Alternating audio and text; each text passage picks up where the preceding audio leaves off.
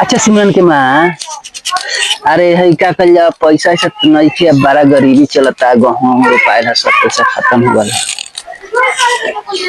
नया साल हम सोचत नहीं कि पैसा कोई तो नहीं के बच्चा के सब का मंगा के खियावल जाइए बनावल जाइए। मुर्गा पुला।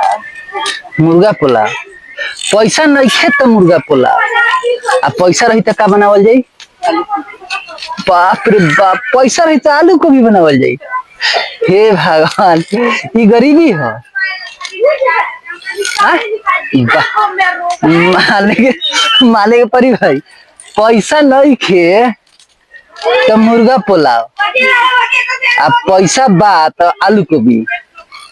हाय रे गरीबी माने के परी।